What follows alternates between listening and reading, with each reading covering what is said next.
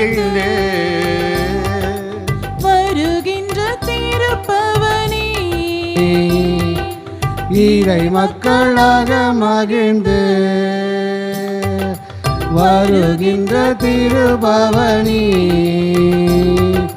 திருச்சபை இணைந்து கிறிஸ்துவோடு வருவே தியாக பலி வாராயிரை திருக்குலமே வாழ்வா பேருடனே வாராயிரை திருக்குலமே வாராய் பேருடனே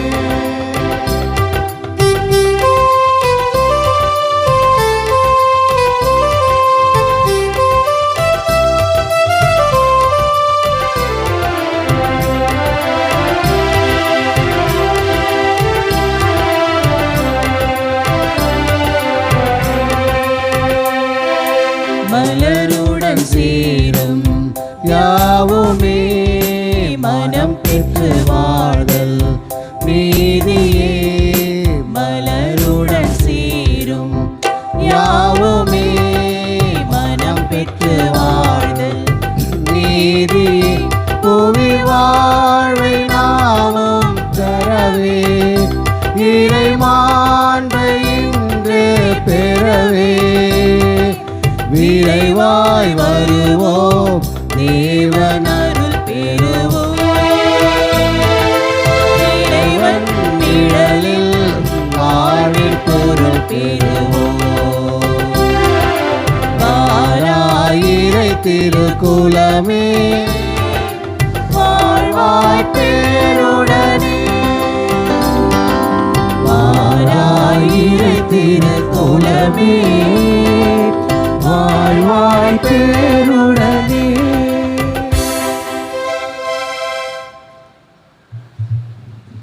ஆண்டவரின் அன்புக்குரிய இறைமக்களே, இன்று நாம் பொது காலத்தின் 17ஆம் ஞாயிறை வழிபாட்டை கொண்டாடுகிறோம். இன்றைய திருவழிபாடு ஞானம் மற்றும் மதிப்புமிக்க தேர்வு குறித்த சிந்தனைகளையும் நமக்கு முன்வைக்கிறது.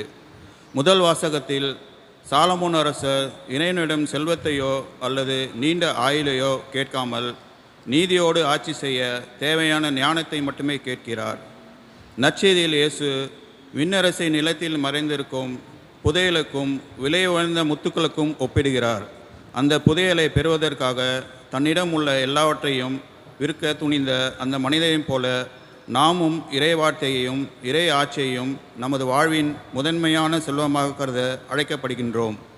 உலகப் பொருட்கள் தரும் தற்காலிக மகிழ்ச்சியை விட இறைவனின் அன்பு தரும் நிலையான மகிழ்ச்சியை தேர்ந்தெடுக்க தேவையான ஞானம் வேண்டி இத்திருப்பலியில் பக்தியுடன் பங்கேற்போம். புனித பத்ரிசியாரின் மார்பு கவசம். கிறிஸ்துவே இன்று என்னை காத்தருளும். கிறிஸ்துவே என்னுடனும் எனக்கு முன்னும் எனக்கு பின்னும் என் மீதும் எனக்கு கீழும் எனக்கு மேலும் எனது வலதுபுறமும் எனது இடதுபுறமும் நான் உறங்கும் போதும் நான் எழும்போதும் என்னை நினைத்துக் கொண்டிருக்கின்ற அனைத்து உள்ளங்களிலும் என்னை காண்கின்ற அனைத்து கண்களிலும் நான் சொல்வதை கேட்கின்ற அனைத்து காதுகளிலும் இருப்பீராக. பிரியமான சகோதர சகோதரிகளே, இந்த கல்வாரி பலியிலே பல்வேறு கருத்துக்களுக்காக நாம் ஜெபிக்க இருக்கிறோம். விசேஷ விதமாக இந்த திருப்பலியானது நன்றி திருப்பலியாக, பிலோமின் ராஜ் குடும்பம் என்ற திருப்பலியாகவும், மேலுமாக இன்று தன்னுடைய பிறந்த நாளை கொண்டாடுகிற மரிய கிளமன் ராஜ் அவர் இந்த குடும்பம் ரெண்டு திருப்பலியாகவும் திருப்பலி ஒப்பு கொடுத்து ஜெபிக்கிறார்கள். மேலுமாக இந்த திருப்பலியானது சிறப்பு கருத்துக்காக கோமதிக்கு குழந்தை பிறந்ததற்கு நன்றியாகவும் அவருடைய குடும்ப கருத்துக்களுக்காகவும் திருப்பலி ஒப்பு கொடுத்து ஜெபிக்கிறார்கள். ஆக இந்த கருத்துக்காக நாம் ஜெபிப்போம். மேலுமாக மரித்த மரியதாஸ் ரபேக்காவுடைய ஆண்மலை பாற்றிக்காகவும், அல்போன்சா, சிரில், லில்லி புஷ்பம், சுசி பெர்னாண்டோ இவருடைய ஆண்மலை பாற்றிக்காகவும் திருப்பலியிலே நாம் ஜெபித்து கொண்டாடுவோம்.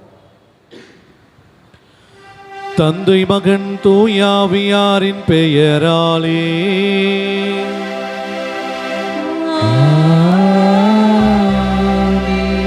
நம் ஆண்டவராகிய இயேசு கிறிஸ்துவின் அருளும் கடவுளின் அன்பும் தூயாவியாரின் நட்புறவும் உங்கள் அனைவரோடும் இருப்பதாக.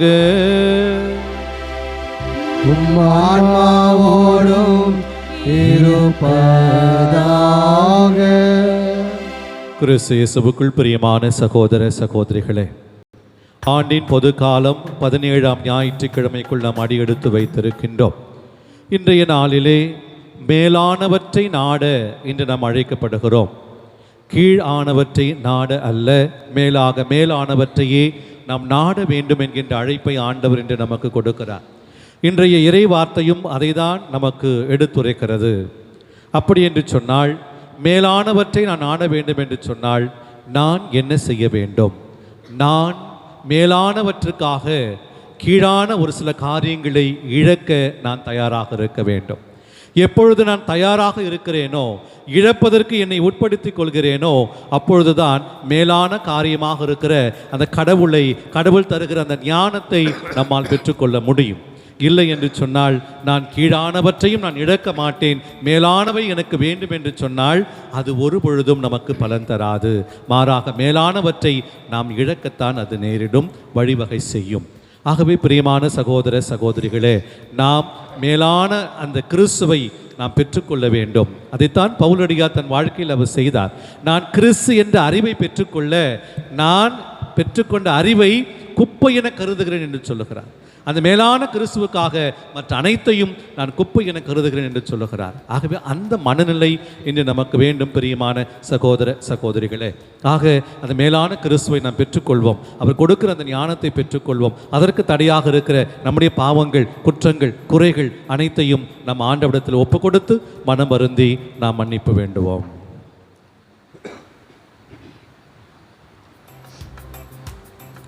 எல்லாம் அல்ல இறைவனிடமும் சகோதர சகோதரிகளே உங்களிடமும் நான் பாவி என்று ஏற்றுக்கொள்கிறேன். ஏனெனில் சிந்தனையாலும் சொல்லாலும் செயலாலும் கடமையை தவறினாலும் பாவங்கள் பல செய்தேன். என் பாவமே, என் பாவமே, என் பெரும் பாவமே. ஆகையால் எப்பொழுதும் கன்னியான புனித மரியாதையும் வானதூதர் புனிதர் அனைவரையும் சகோதர சகோதரிகளே உங்களையும் நம் இறைவனாகிய ஆண்டவரிடம் எனக்காக வேண்டிக் கொள்ள மன்றாடுகிறேன். எல்லாம் வல்ல இறைவன் நம் மீது இரக்கம் வைத்து நம் பாவங்களை மன்னித்து நம்ம நிலை வாழ்வுக்கு அழைத்து செல்வாராக. ஆமென்.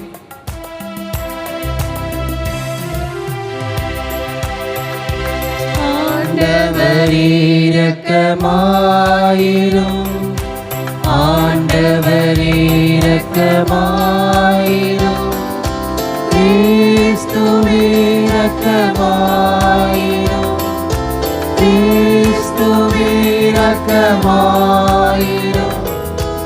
ஆண்டவரே இரக்கமாயிரும், ஆண்டவரே இரக்கமாயிரும்.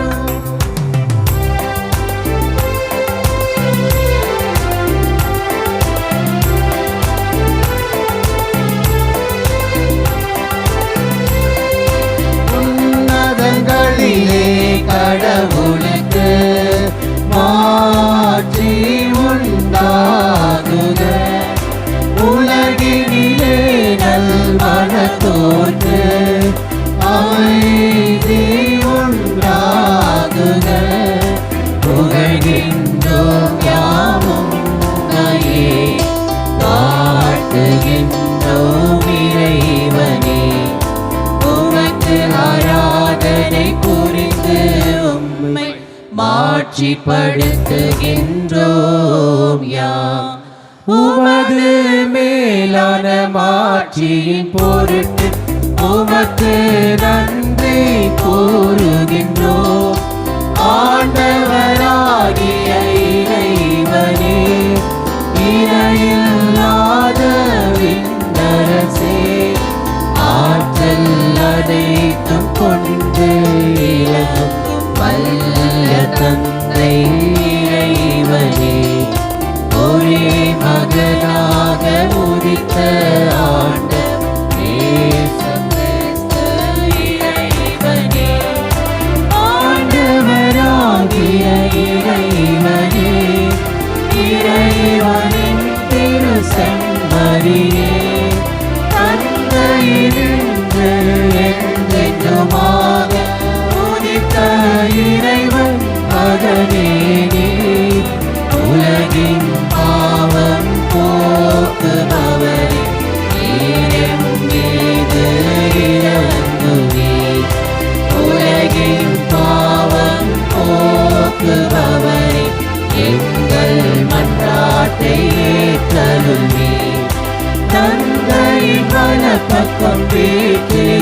இருப்பவரே எம் மீது இறங்குவீர். ஏனெனில் இயேசு கிறிஸ்துவே நீரொருவரே தூயவர், நீரொருவரே ஆண்டவர், நீரொருவரே உன்னதர். தூய ஆவியோடு தந்தை இறைவனின் ஆட்சியில் இருப்பவர் நீரே.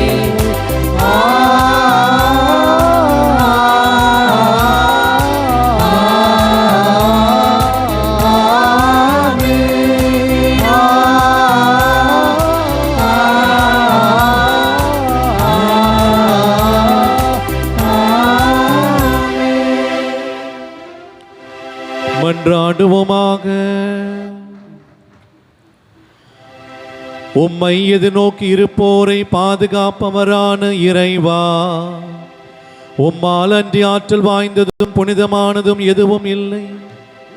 எங்கள் மீது உமது இரக்கத்தை மேன்மேலும் பொழிவதால் உம்மை எங்கள் தலைவராகவும் வழிகாட்டியாகவும் ஏற்றுக்கொண்டு நிலையானவற்றை நாங்கள் இப்பொழுது பற்றிக்கொள்ள நிலையற்ற இன்றைய நன்மைகளை பயன்படுத்த செய்வீராக. உம்மோடு தூயாவியாரின் ஒன்றைப்பில் இறைவனா என்றென்றும் வாழ்ந்து ஆட்சி செய்கின்றவர் வழியாக உம்மை மன்றாடுகின்றோம்.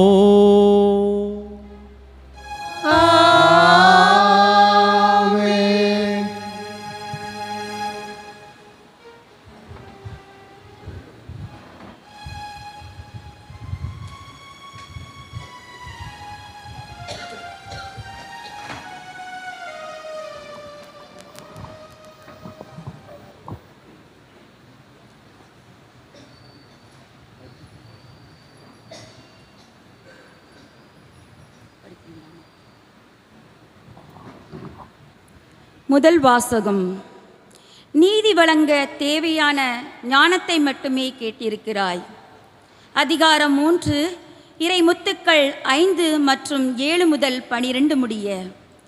அரசர்கள் முதல் நூலிலிருந்து வாசகம். அந்நாட்களில் கிபையோனில் ஆண்டவர் சாலமோனுக்கு கனவில் தோன்றினார். உனக்கு என்ன வரம் வேண்டும் கேள் என்று கடவுள் கேட்டார். என் கடவுளாகிய ஆண்டவரே, நீர் அடியேனை என் தந்தை தாவீதுக்கு பதிலாக அரசனாக்கியுள்ளீர். நான் செய்வதறியாத சிறு பிள்ளை. இதோ உமக்கென நீர் தெரிந்து கொண்ட திரளான மக்களிடையே அடியேன் இருக்கிறேன். அவர்கள் எண்ணி கணிக்க முடியாத மாபெரும் தொகையினர். எனவே மக்களுக்கு நீதி வழங்கவும் நன்மை தீமை பகுத்தறியவும் தேவையான ஞானம் நிறைந்த உள்ளத்தை அடியேனுக்கு தந்தருளும். இல்லாவிடில் உமக்குரிய இம்மாபெரும் மக்களினத்திற்கு நீதி வழங்க யாரால் இயலும் என்று கேட்டார். சாலமோன் இவ்வாறு கேட்டது ஆண்டவருக்கு உகந்ததாய் இருந்தது. கடவுள் அவரிடம், நீடிய ஆயுளையோ செல்வத்தையோ நீ கேட்கவில்லை, உன் எதிரிகளின் சாவையும் நீர் விரும்பவில்லை, மாறாக நீதி வழங்க தேவையான ஞானத்தை மட்டுமே கேட்டிருக்கிறாய். இதோ நான் இப்பொழுது நீ கேட்டபடியே செய்கிறேன். உனக்கு நிகராக உனக்கு முன்னே எவரும் இருந்ததில்லை, உனக்கு பின்னே இருக்கப் போவதும் இல்லை. இது ஆண்டவர் வழங்கும் அருள்வாக்கு. இறைவனுக்கு நன்றி. பதிலுரை பாடல் பல்லவி. உமது திருச்சட்டத்தின் மீது எத்துணை பற்று கொண்டுள்ளேன். உமது திருச்சட்டத்தின் மீது எத்துணை பற்று கொண்டுள்ளேன். ஆண்டவரே, நீரே எனக்குரிய பங்கு. சொற்களை கடைபிடிப்பதாக நான் வாக்களித்துள்ளேன். நீர் திருவாய் மலர்ந்த சட்டம் ஆயிரக்கணக்கான பொன் வெள்ளி காசுகளை விட எனக்கு மேலானது. பல்லவி. உமது திருச்சட்டத்தின் மீது எத்தனை பற்று கொண்டுள்ளேன். எனக்கு ஆறுதல் அளிக்குமாறு உமது பேரன்பு எனக்கு கிடைக்கட்டும். ஊழியனுக்கு வாக்குறுதி அளித்தீர் அன்றோ. நான் பிழைத்திருக்கும்படி உமது இரக்கம் என்னை வந்தடையட்டும். ஏனெனில் உமது திருச்சட்டமே எனக்கு இன்பம். பல்லவி. உமது திருச்சட்டத்தின் மீது எத்தனை பற்று கொண்டுள்ளேன். பொன்னிலும் பசும் பொன்னிலும் மேலாக உம் கட்டளைகளை விரும்புகிறேன். உம் நியமங்களை எல்லாம் நீதியானவை என்று ஏற்றுக்கொண்டேன். பொய்யான வழி அனைத்தையும் வெறுக்கிறேன். பல்லவி. உமது திருச்சட்டத்தின் மீது எத்தனை பற்றி கொண்டுள்ளேன். உம் ஒழுங்குமுறைகள் வியப்புக்குரியவை, ஆகவே நான் அவற்றை கடைபிடித்து வருகிறேன். உம் சொற்களை பற்றிய விளக்கம் ஒளி தருகின்றது, அது பேதைகளுக்கு நுண்ணறிவு ஊட்டுகிறது. பல்லவி. உமது திருச்சட்டத்தின் மீது எத்தனை பற்றி கொண்டுள்ளேன்.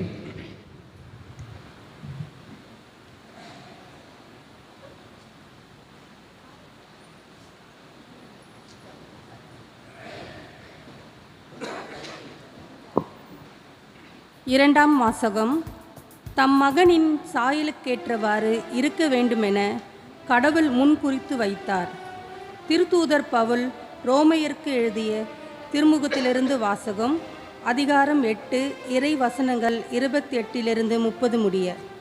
சகோதரர் சகோதரிகளே, கடவுளிடம் அன்பு கூர்பவர்களோடு, அதாவது அவரது திட்டத்திற்கேற்ப அழைக்கப்பட்டவர்களோடு, அவர்கள் நன்மைக்காகவே ஆவியார் அனைத்திலும் ஒத்துழைத்திருக்கிறார் என்பது நமக்கு தெரியும்.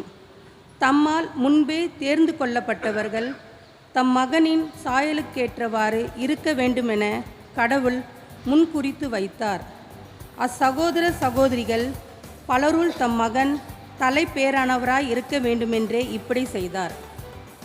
தாம் முன்குறித்து வைத்தோரை அவர் அழைத்திருக்கிறார். தாம் அழைத்தோரை தமக்கு ஏற்புடையராக்கி இருக்கிறார். தமக்கு ஏற்புடையோர் ஆனோரை தம் ஆட்சியில் பங்கு பெற செய்தார். இது ஆண்டவர் வழங்கும் அருள்வாக்கு. நன்றி.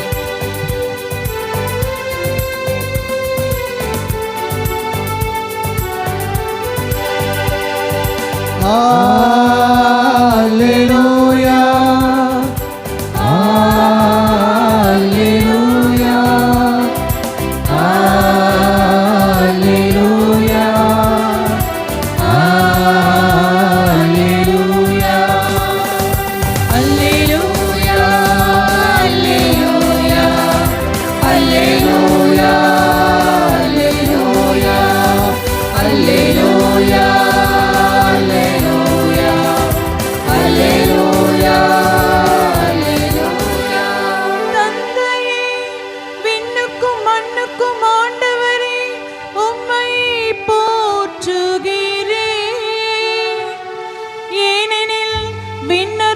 மறைபொருளை குழந்தைகளுக்கு வெளிப்படுத்தினீர். அல்லேலூயா, அல்லேலூயா, அல்லேலூயா, அல்லேலூயா, அல்லேலூயா. ஆண்டவர் உங்களோடு இருப்பாராக.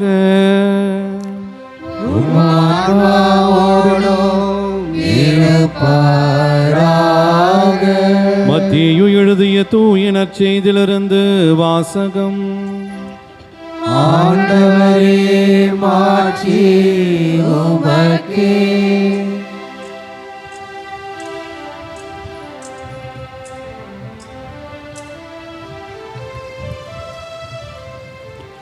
மத்தேயு எழுதிய நற்செய்தி அதிகாரம் 13 இறை வசனங்கள் 44 52 முடிய.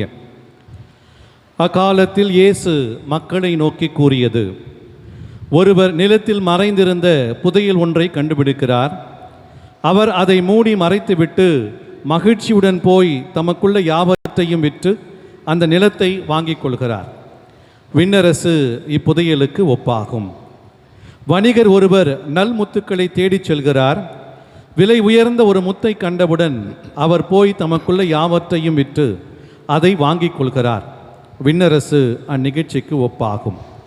விண்ணரசு கடலில் வீசப்பட்டு எல்லா வகையான மீன்களையும் வாரி கொண்டு வரும் வலைக்கு ஒப்பாகும். வலை நிறைந்ததும் அதை இழுத்து கொண்டு போய் கரையில் உட்கார்ந்து நல்லவற்றை கூடைகளில் சேர்த்து வைப்பர், கெட்டவற்றை வெளியே எறிவர்.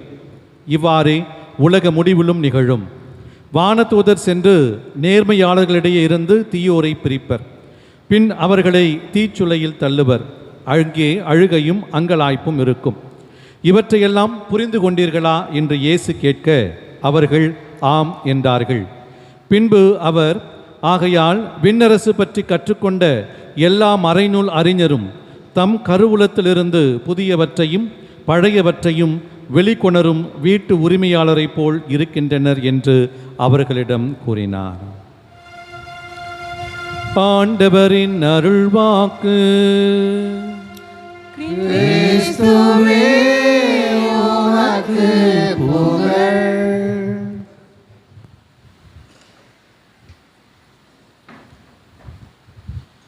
கிறிஸ்து இயேசுவுக்குள் பிரியமான சகோதர சகோதரிகளே, ஆண்டின் பொதுக்காலம் 17ஆம் ஞாயிற்றுக்கிழமைக்குள் நாம் அடியெடுத்து வைத்திருக்கின்றோம்.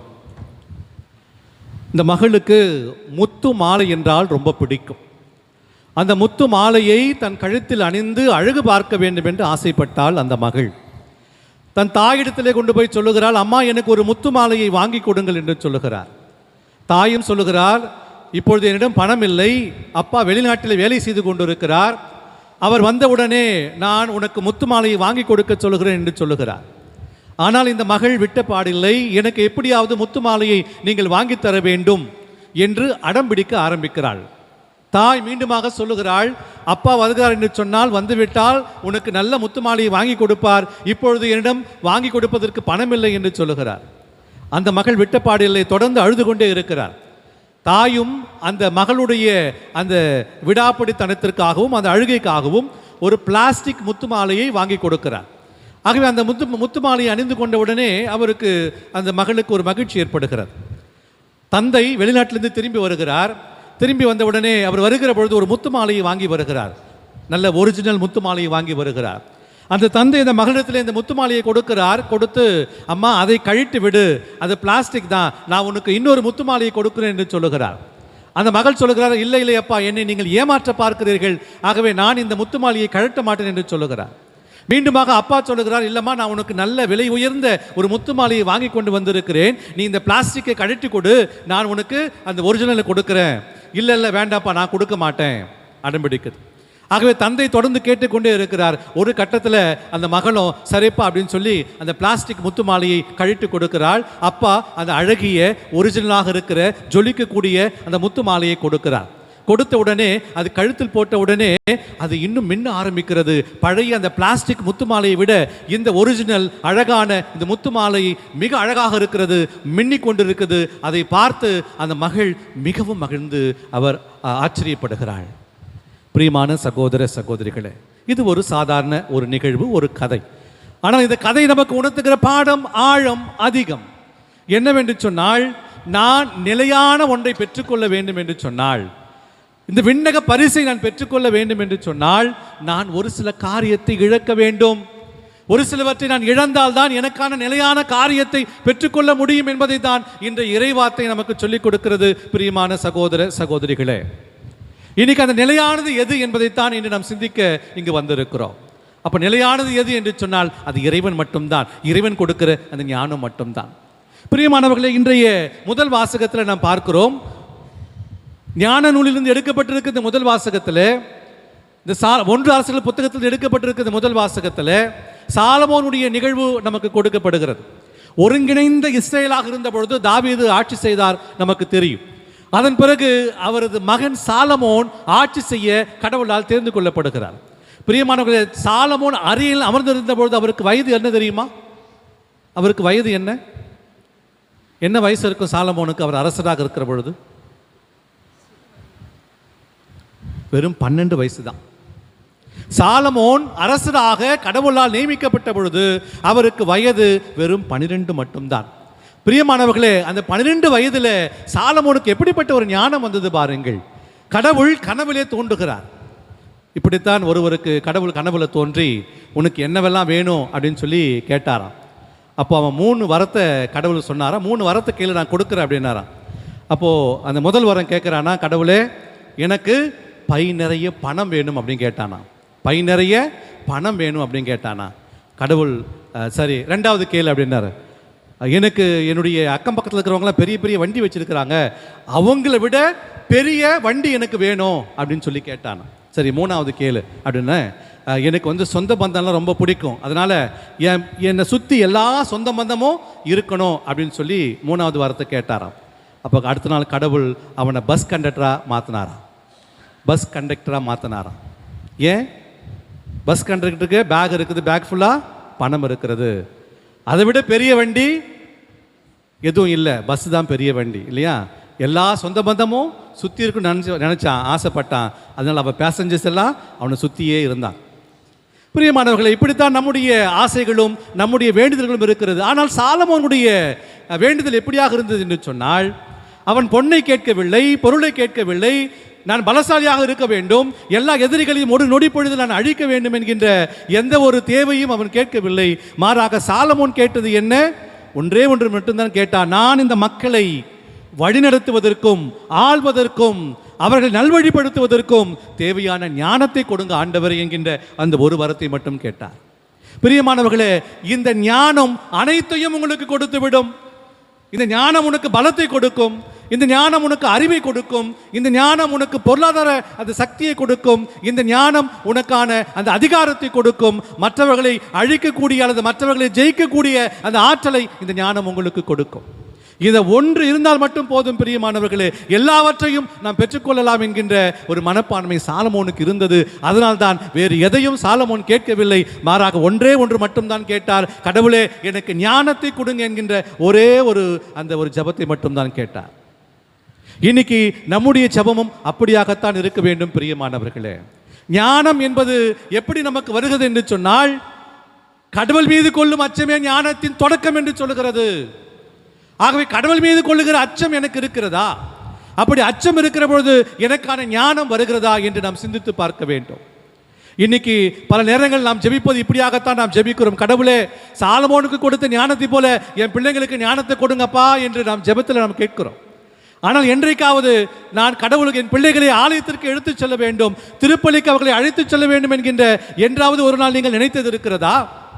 திருப்பலிக்கு அழைத்துச் செல்ல வேண்டும் என்கின்ற எண்ணத்தை விட அவனை எக்ஸ்ட்ரா கரிக்குலர் ஆக்டிவிட்டீஸுக்கு அழைத்து செல்ல வேண்டும், அவனை ஸ்விம்மிங் கிளாஸுக்கு அழைத்து செல்ல வேண்டும், அவனை கராத்தா கிளாஸுக்கு அழைத்து செல்ல வேண்டும், அவனுக்கு நான் சிலம்பம் கற்றுக் கொடுக்க வேண்டும் என்று சொல்லி நீங்கள் திருப்பலியை விட்டுவிட்டு, நீங்கள் ஆன்மீக காரியங்களை விட்டுவிட்டு நீங்கள் மற்ற காரியங்களுக்கு செல்கிற பொழுது அது ஞானம் உங்களுக்கு எப்படி கிடைக்கும்? அறிவு ஞானத்தை நீங்கள் பெற்றுக்கொள்ளலாம். புத்தகங்கள் படிப்பதனாலோ அல்லது பணத்தை வைத்து பல படிப்புகள் படிப்பதனாலோ நீங்கள் ஞானத்தை பெற்றுக்கொள்ளலாம். அது அறிவு ஞானம். அறிவு ஞானம் உங்களுக்கு ஒன்றும் பயன் தராது. 2 × 2 2 × 2 என்பது 4 என்பது நமக்கு தெரியும். அது அறிவு கொடுக்கிற ஞானம். ஆனால் அதைவிட மேலான ஞானம் கடவுள் நமக்கு கொடுக்கிறார். அதுதான் ஆன்மீக ஞானம். அந்த ஆன்மீக ஞானத்தை தான் நான் பெற்றுக்கொள்ள வேண்டும். அந்த ஆன்மீக ஞானம் எனக்கு எப்படி கிடைக்கும்? நான் கடவுள் மீது அச்சம் கொள்கிற பொழுது, ஆலயத்திற்கு வருகிற பொழுது, திருப்பலிகளுக்கு வருகிற பொழுது, ஆராதனைகளில் பங்கெடுக்கிற பொழுது, நற்கரணை வாங்குகிற பொழுதுதான் அந்த ஆன்மீக ஞானம் எனக்குள் கடந்து வரும். அந்த ஆன்மீக ஞானம் எனக்கான அறிவு ஞானத்தை கொடுக்கும், எனக்கான எல்லா ஞானத்தையும் அது எனக்கு கொடுக்கும், கற்றுக் கொடுக்கும். ஆக பிரியமானவர்களே, இந்த ஞானத்தை நான் பெற்றுக்கொண்டால் எனக்கான எல்லாவற்றையும் நான் பெற்றுக்கொள்ள முடியும் என்பதுதான் இன்று இறைவார்த்தை நமக்கு தருகிற முதல் செய்தியாக நான் பார்க்கிறேன். பிரியமானவர்களே, அந்த ஞானத்தை பெற்றுக்கொள்ள நான் என்ன செய்ய வேண்டும்? இன்றைய பவுலடியார் மிக அழகாக சொல்லுகிறார். அந்த ஞானம் எப்படியாக இருக்க வேண்டும் என்று சொன்னால், நான் எல்லாவற்றையும் இழந்து நான் அந்த ஞானத்தை பற்றிக்கொள்ள வேண்டும், பற்றுறுதியாக இருக்க வேண்டும். இன்றைய தூய பவுலடியார் அழகாக சொல்லுகிறார் தன்னுடைய வாழ்க்கையில், பிலிப்பியர் திருமுகம் 3ஆம் அதிகாரம் 8ஆம் வசனத்தில், நான் கிறிஸ்து என்கின்ற அந்த மேலான அறிவை பெற்றுக்கொள்ள நான் அனைத்தையும் குப்பை என கருதுகிறேன் என்று சொல்லுகிறார். பவுலடியார் மிக சாதாரணமான ஆள் கிடையாது பிரியமானவர்களே. புதிய ஏற்பாட்டிலே பாதி புத்தகங்கள் அவர் எழுதியதுதான், பாதி கடிதங்கள் அவர் எழுதியதுதான்.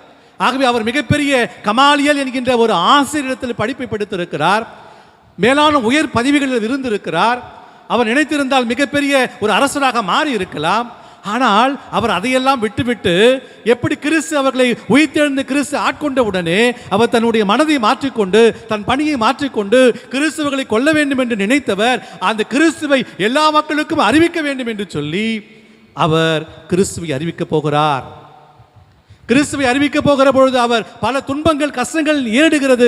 இருந்தாலும் நான் அந்த பொக்கிஷத்தை, அந்த முத்தை, அந்த புதையலை நான் பெற்றுக்கொள்ள வேண்டும் என்று சொன்னால் இதை நான் இழக்கிறேன், எனக்கு பதவி தேவையில்லை, எனக்கு புகழ் தேவையில்லை, அதிகாரம் தேவையில்லை, இது எல்லாம் வேண்டும் என்று சொல்லி கிறிஸ்துவை அறிவிக்க வருகிறார். அதனால்தான் இங்கு அழகாக சொல்லுகிறார், தாம் முன்குறித்து வைத்தோரை கடவுள் அழைக்கிறார், அழைத்தவரை தமக்கு ஏற்புடையவர் ஆக்கிக் கொள்கிறார் என்று சொல்லுகிறார் பவுலடியார். அப்படி என்று சொன்னால், நான் கடவுளத்தில் என்னை ஒப்புக் கொடுக்கிற பொழுது கடவுள் என்னை அழைத்திருக்கிறார். அந்த மேலான அழைப்பை ஏற்றுக்கொண்ட நான் கடவுளுக்கு ஏற்புடையவனாக என்னை அவர் மாற்றிக்கொள்கிறார். அந்த ஆண்டவருடைய வார்த்தையை அறிவிக்க என்னை கருவியாய் ஆண்டவர் பயன்படுத்துகிறார். பிரியமானவர்கள், இன்றைய நற்செய்தி வாசகம் நமக்கு மூன்றாவது செய்தியாக கொடுப்பது என்ன தெரியுமா? நான் இழக்க தயாராக இருக்கிறேன், எனக்கு ஆர்வம் இருக்கிறது, ஆனால் அந்த ஆர்வம் மட்டும் இருந்தால் மட்டும் போதாது, அதை அடைவதற்கு நான் உறுதியாக இருக்க வேண்டும், பற்றுறுதியாக இருக்க வேண்டும். ஆகவே எனக்கு ஆர்வம் இருக்கிறது, படிப்பதற்கு ஆர்வம் இருக்கிறது என்று நினைக்கிற பொழுது நான் ஒரு மருத்துவராக வேண்டும், ஒரு இன்ஜினியராக வேண்டும், ஒரு கலெக்டராக வேண்டும், ஒரு அரசு பணியில் அமர வேண்டும் என்ற ஆர்வம் இருக்கிறது. நான் ஆர்வத்தோடு வீட்டில் அமர்ந்து கொண்டிருந்தால் போதுமா? அதற்காக என்னை தயாரிக்க வேண்டாமா? படிக்க வேண்டாமா? அதற்கான முயற்சிகள் எடுக்க வேண்டாமா? ஆகவே அந்த பற்றுறுதி வேண்டும். நான் படிப்பேன், முயற்சி எடுப்பேன், எப்படியாவது ஒரு அரசு பணியிலே அமர்வேன் என்கின்ற அந்த உறுதி இருந்தால் மட்டும்தான் உங்களால் அந்த அரசு பணியில் அமர முடியும், உயர் பதவிகளில் அமர முடியும். பிரியமானவர்களே, அதைத்தான் இந்த நற்செய்தி வாசகம் நமக்கு தருகிறது. 3 உவமைகள் நமக்கு சொல்லப்பட்டிருக்கிறது. ஒன்று, நிலத்தில் மறைந்திருந்த புதையல் ஒன்றை கண்டுபிடிக்கிறார் ஒருத்தர். கண்டுபிடிக்கிறார், பார்க்கிறார், அவர் அதோடு நின்று விடுகிறார். அவர் இல்லை, அவர் என்ன செய்கிறார்?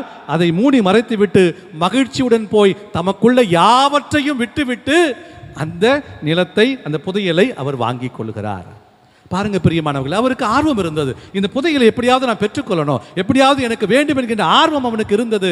அந்த ஆர்வத்தோடு மட்டும் அவன் செல்லவில்லை, மாறாதாக பற்றுறுதி அவனுக்கு இருந்தது, அந்த உறுதி இருந்தது. இதை எப்படியாவது நான் அந்த நிலத்தை வாங்க வேண்டும், அதற்கு நான் என்ன செய்ய வேண்டும்? எல்லாவற்றையும் விற்றாவது அந்த நிலத்தை வாங்கிக் கொள்கிறேன் என்று சொல்லுகிறார். இன்னைக்கு நம்முடைய குடும்பங்களுக்கு கூட, நம்முடைய பிள்ளைகளுக்கு திருமணம் நடக்கிற பொழுது அல்லது பல சுபகாரியங்களை நம்ம ஏறெடுக்கிற பொழுது என்ன செய்கிறோம்? பணம் இல்லை என்று சொன்னால் என்ன செய்கிறோம்? நகையை நம்ம என்ன செய்கிறோம்? அடமானம் வைக்கிறோம் இல்லையா? முடிஞ்ச அளவுக்கு அது விற்று கூட அந்த நிகழ்வை செய்ய வேண்டும் என்று ஆசைப்படுகிறோம் இல்லையா? அப்படித்தான் நம்முடைய வாழ்க்கையிலும் பிரியமானவர்களே, நாம் அந்த புதையலை பெற்றுக்கொள்ள வேண்டும் என்று சொன்னால் நமக்குள்ள யாவற்றையும் விட்டு அந்த புதையலை நாம் பெற்றுக்கொள்ள வேண்டும். இது முதலாவது உவமை. இரண்டாவதாக, அதே போன்று வணிகர் ஒருவர் நல்முத்துக்களை தேடி போகிறார், அதை கண்டுபிடிக்கிறார். ஆகவே தமக்குள்ள யாவற்றையும் விட்டுவிட்டு அவர் அதை வாங்கிக் கொள்கிறார். விண்ணரசுக்கு அந்த நிகழ்ச்சிக்கு ஒப்பாகும் என்று இந்த இரண்டாவது அந்த உவமையை சொல்லுகிறார்கள். மூன்றாவது உவமையாக சொல்லப்படுவது, கடலில் வீசப்பட்டு அந்த வலையானது எல்லா மீன்களையும் எடுத்து வருகிறது. அதில் நல்ல மீன்களை நாம் பிரித்து தீயவைகளை நாம் என்ன செய்கிறோம்? அதை தீக்கிரையாக ஆக்கிக் கொள்கிறோம் என்று அந்த மூன்றாவது உவமை சொல்லுகிறது. பிரியமானவர்களே, இந்த 3 உவமையும் நமக்கு தருவது இதுதான். எனக்கு ஆர்வம் இருக்கிறது, ஆனால் ஆர்வம் மட்டும் இருந்தால் போதாது, நான் பற்றுறுதியோடு, உறுதியோடு, ஆழமான நம்பிக்கையோடு அதை அடைந்துவிட முடியும், அதை பெற்றுக்கொள்ள முடியும் என்கின்ற அந்த உறுதி நமக்கு வேண்டும் என்பதைத்தான் நமக்கு சொல்லிக் கொடுக்கிறது. பிரியமானவர்களே, ஆக இந்த 3 இறைவார்த்தையும் நாம் ஒன்றிணைந்து இந்த இறைவார்த்தை நமக்கு தருகிற செய்தி என்ன என்பதை நாம் சிந்தித்து பார்க்க வேண்டும். பிரியமானவர்களே, ஒன்று, நமக்கு ஆர்வமும் பற்றுறுதியும் இருக்க வேண்டும். இந்த ஆர்வமும் பற்றுறுதியும் எப்படி எனக்கு கிடைக்கும்? நான் ஆண்டவரில் ஆழமாக நம்பிக்கை கொள்கிற பொழுது, ஆண்டவரில் முழுமையாக என்னை ஒப்புக் கொடுக்கிற பொழுது, ஆண்டவரே, இது நீங்கள் கொடுத்த வாழ்வு, நீங்கள் கொடுத்த உயிர், நான் இது ஒப்புக் கொடுக்கிறேன், என்னை ஒரு கருவியாய் மாற்றும் ஆண்டவரே என்று சொல்லி எப்பொழுது நீங்கள் ஆண்டவருக்கு உங்களை ஒப்புக் கொடுக்கிறீர்களோ அப்பொழுதுதான் அந்த ஞானம், அந்த புதையலை ஆண்டவர் நமக்கு கொடுக்கிறார். விவிலியத்தில் பல உதாரணங்கள் இருக்கிறது. பிரியமானவர்களே, அன்னை மரியாள் இன்னைக்கு நமக்கு மிகப்பெரிய ஒரு உதாரணமாக இருக்கிறார். பாருங்கள், அன்னை மரியாளுக்கு மங்கள வார்த்தை சொல்லப்படுகிறது. நீங்கள் கருவிலே குழந்தையை சுமக்க போகிறீர்கள், அந்த குழந்தை பலருடைய வீழ்ச்சிக்கும் எழுச்சிக்கும் காரணமாக இருக்கும் என்று சொல்லி அந்த குழந்தை குறித்து சொல்லுகிற பொழுது, அன்னை மரியாள் அந்த சூழ்நிலை நமக்கு தெரியும். யூத சமுதாயத்தில் அப்பொழுது இருந்த நிலைமை, சூழ்நிலை நமக்கு தெரியும். இருந்தாலும் ஆண்டவருடைய வார்த்தை மங்கள வார்த்தையாக அவருக்கு அறிவிக்கப்பட்டது. ஆகவே அதை எடுத்துக்கொண்டு ஆர்வமாய் அவர் தன்னுடைய பயணத்தை தொடங்குகிறார். அந்த ஆர்வம் அதோடு நின்று விடவில்லை. பரவாயில்லை, எப்படி எதிர்ப்புகள் வந்தாலும் எது வந்தாலும் அந்த குழந்தையை நான் பெற்றெடுத்து தீருவேன், இந்த உலகுக்கு நான் மீட்பை கொண்டு வருவேன் என்று சொல்லி மீட்பினுடைய கருவியாக தன்னை ஒப்புக் கொடுத்தார். அந்த ஆர்வத்தோடு அந்த பற்றுறுதி அன்னை மரியாளுக்கு இருந்தது. காணாமல் போன ஓமையை நாம் வாசிக்கிறோம். அந்த காணாமல் போன அந்த மகனுடைய அந்த ஓமை, அந்த ஓமையிலே கடைசியிலே பார்க்கிற பொழுது அந்த காணாமல் போன அந்த மகன் என்ன செய்கிறான்? நான் என் தந்தையிடம் போவேன், போய் தந்தையை உமக்கு எதிராகவும் கடவுளுக்கு எதிராகவும் நான் பாவம் செய்தேன் என்று சொல்லி மன்னிப்பு கேட்பேன் என்கின்ற ஒரு ஆர்வம் அவனுக்கு இருந்தது. தந்தையிடம் போக வேண்டும் என்ற ஆர்வம். ஆனால் அதை பற்றுறுதியாய் அவன் ஏற்றுக்கொண்டான், நடந்தான், தந்தையிடம் திரும்பி வந்தான், மனம் மாறினான். அந்த தந்தை அவனை உயர்த்தினார். அதே போன்று திருத்தூதர் பணிகளில் நாம் வாசிக்கிறோம். 4ஆம் அதிகாரம் 18 20 வரையில் இருக்கிற அந்த இறைவசனங்கள் நமக்கு என்ன செய்தியை கொடுக்கிறது? திருத்தூதர்கள் ஆண்டவருடைய உயிர்ப்பை எதிர்கொண்ட பிறகு ஆண்டவருடைய வார்த்தை அறிவிக்க போகிற பொழுது அங்கே சொல்லப்படுகிற செய்தி அதுதான். நீங்கள் ஆண்டவருடைய வார்த்தையை அறிவிக்க கூடாது என்று சொல்லுகிற பொழுது அப்பொழுது சீடர்கள் சொல்லுகிறார்கள், நாங்கள் கண்ட விசுவசித்த உயிர்த்த ஆண்டவரை அறிவிக்காமல் எங்களால் இருக்க முடியாது, நாங்கள் அறிவிப்போம் என்று சொல்லுகிறார்கள். அந்த ஆர்வத்தோடு கூடிய பற்றுறுதி அவர்களுக்கு இருந்தது பிரியமானவர்களே. ஆகவே இன்று நமக்கும் இந்த ஆர்வம் இருக்க வேண்டும், அந்த பற்றுறுதி இருக்க வேண்டும். இது முதலாவது செய்தியாக நமக்கு கொடுக்கப்படுகிறது. இரண்டாவதாக பிரியமான சகோதர சகோதரிகளே, நாம் யாரெல்லாம் இழப்பை சந்திக்கிறார்களோ அவர்கள் மேலான காரியங்களை பெற்றுக்கொள்கிறார்கள். இழப்பை சந்திக்க நான் தயாராக இருக்க வேண்டும். ஒரு சிலையை ஒரு சிற்பி செய்ய வேண்டும் என்று சொன்னால் அந்த சிலையை செய்கிற அந்த கல்லை ஒரு தேவையில்லாத அந்த பாகங்களை எல்லாம் எடுத்து விட்டால்தான் ஒரு அழகிய சிலையை நம்மால் செய்ய முடியும். அந்த கல் தன்னை இழக்க தயாராக இல்லை என்று சொன்னால் ஒரு சிலையாக அந்த கல் மாற முடியாது. ஆகவே இன்று நம்முடைய வாழ்க்கையில் கூட நான் மேலான காரியத்தை பெற்றுக்கொள்ள வேண்டும் என்று சொன்னால் இழப்பதற்கும் நான் தயாராக இருக்க வேண்டும். பிரியமான சகோதர சகோதரிகளே, அந்த இழப்பை நான் சகித்துக்கொள்ள மனநிலை மன உறுதியை ஆண்டவர் தர வேண்டும் என்று நாம் ஜெபிக்க வேண்டும். இதுதான் புனித பிரான்சிஸ் அசிசியாருடைய வாழ்க்கையில் நாம் பார்க்கிறோம். பிரியமானவர்களே, புனித பிரான்சிஸ் அசிசியார் மிகப்பெரிய பணக்கார குடும்பத்தில் பிறந்தவர். அவருடைய அப்பா பட்டு தொழில் செய்கிறவர். அந்த காலத்தில் பட்டு தொழில் எல்லாம் மிகப்பெரிய ஒரு தொழில். அந்த பட்டு தொழில் செய்கிற அந்த புனித பிரான்சிஸ் அசிசியார் கடவுளுடைய அந்த வார்த்தை கேட்கிறார். பிரான்சிஸ், ரீபில்ட் மை சர்ச், என்னுடைய திருச்சபையை மீண்டும் கட்டி எழுப்பு என்கின்ற வார்த்தையை கேட்டவுடனே அவர் எல்லாவற்றையும் விட்டு விடுகிறார். தன் செல்வம், நல்ல படிப்பு எல்லாவற்றையும் விட்டுவிட்டு ஆண்டவருக்காக அவர் பணி செய்ய வருகிறார். அதற்காக எந்த இழப்பையும் சந்திக்க அவர் தயாரான பிரியமானவர்களே. புனித அன்னை தெரேசா அவர்கள் இன்னைக்கு மிகப்பெரிய ஒரு உதாரணமாக நமக்கு இருக்கிறார். புனித அன்னை தெரேசா அவர்கள் லொரேட்டோ அந்த கான்வென்ட்டில் மிகப்பெரிய ஒரு வசதி வாய்ப்போடு இருக்கிற பொழுது அவர் அந்த தியானத்திற்கு போயிட்டு வருகிற பொழுது அந்த கல்கத்தா மாநகரில் இருக்கிற வீதிகளில் இருக்கிற அந்த அனாதைகள், ஒடுக்கப்பட்டவர்கள், அந்த சாக்கடைகளை கிடந்தவர்களை எல்லாம் பார்க்கிறார். ஆகவே இது என்னுடைய பணி அல்ல, அதுதான் என்னுடைய பணி என்று சொல்லி தன்னுடைய சொகுசு வாழ்க்கையை, தன்னுடைய எல்லா வாழ்க்கையும் விட்டுவிட்டு புனித அன்னை தெரேசா அவர்கள் அந்த மக்களுக்காக வருகிறார். அந்த மக்களுக்காக வந்து மேலான ஞானத்தை பெற்றுக்கொள்கிறார், மேலானவற்றை அவர் பெற்றுக்கொள்கிறார். ஆக பிரியமான சகோதர சகோதரிகளே, இன்னைக்கு நான் இழக்க தயாராக இருக்க வேண்டும், மேலானவற்றை பெற்றுக்கொள்ள. அப்படி என்று சொன்னால் யாரெல்லாம் இழக்கிறார்களோ அவர்கள் மேலானவற்றை பெற்றுக்கொள்கிறார்கள். இது இரண்டாவது காரியம். மூன்றாவதாக பிரியமானவர்களே, கண்டடைவதில் நாம் கருத்தாய் இருக்க வேண்டும். பலவற்றை தேடி செல்கிறோம், பலவற்றை தேடி சென்று அது முயற்சி எடுத்து பலன் இல்லாத பொழுது நாம் என்ன செய்கிறோம்? அதை விட்டு விட்டு நாம் வந்து விடுகிறோம். ஆனால் பிரியமானவர்களே, நாம் கண்டடைவதில் கருத்தாய் இருக்க வேண்டும். எப்படியாவது எனக்கு வேண்டும் என்கிற மனநிலை வேண்டும். அதை நான் சொன்னேன் அல்லவா, பற்றுறுதியோடு இருக்க வேண்டும், ஆழமான உறுதியோடு இருக்க வேண்டும். அதை பெற்றுக்கொள்வதிலே எனக்கு ஆழம் இருக்க வேண்டும் என்கின்ற மனநிலை நமக்கு வேண்டும் பிரியமான சகோதர சகோதரிகளே. அப்போ இது மூன்றாவது. முதல் காரியம் நான் சொன்னேன், நமக்கு பற்றுறுதி வேண்டும், ஆர்வம் வேண்டும், அந்த ஆர்வத்தோடு கூடிய பற்றுறுதி வேண்டும். இரண்டாவது, யாரெல்லாம் இழக்க தயாராக இருக்கிறார்களோ அவர்கள் மேலானவற்றை பெற்றுக்கொள்கிறார்கள். மூன்றாவது, கண்டடைவதில் கருத்தாய் இருக்க வேண்டும். நான்காவது பிரியமானவர்களே, நாம் விற்க வேண்டும். அது என்ன விற்க வேண்டும் இல்லையா? இன்னைக்கு பல காரியங்கள் நம்மிடம் இருக்கிறது. இன்னைக்கு அதையெல்லாம் நாம் இருக்க வேண்டும். எப்படி அந்த நிலம், அந்த நிலத்தை இருக்கிற புதையலை வாங்க எல்லாவற்றையும் விற்று அவன் வாங்கிக் கொள்கிறானோ, இன்னைக்கு நான் விற்க வேண்டிய ஒரு சில காரியங்கள் எனக்கு இருக்கிறது.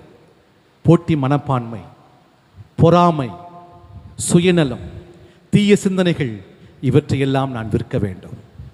விற்க வேண்டும் என்பதை விட நான் அதை தூக்கி எறிந்து விட வேண்டும். எப்படி நல்ல மீன்கள் கெட்ட மீன்கள் என்று ரெண்டாக பிரித்து கெட்ட மீன்களை தூக்கி எறிகிறார்களோ, அப்படியாகத்தான் நானும் என்னுடைய வாழ்க்கையில் இருக்கிற தீய எண்ணமாக இருக்கலாம், பொறாமையாக இருக்கலாம், போட்டி மனப்பான்மையாக இருக்கலாம், இவற்றையெல்லாம் நான் தூக்கி எறிய வேண்டும்.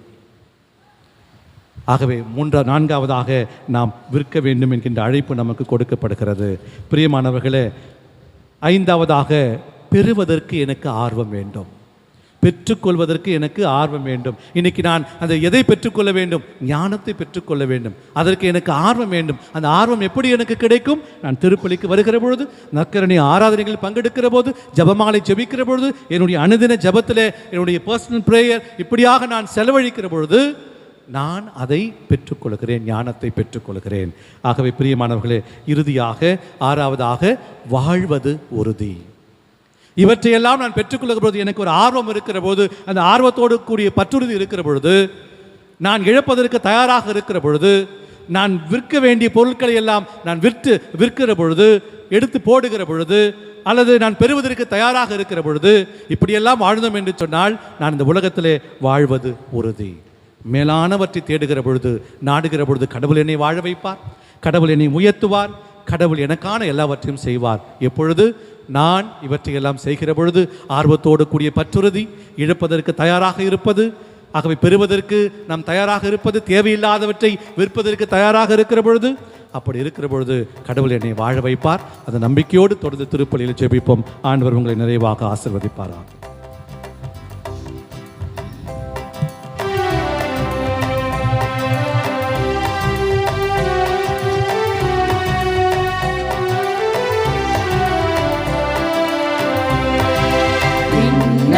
மண்ணையும் படைத்தவரா கடவுள் ஒருவர் இருக்கின்றார்.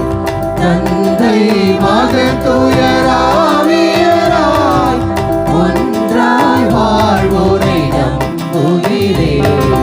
தூய ஆவியின் வல்லமையார் இறைமகன் நமக்காய் மனிதரானார்.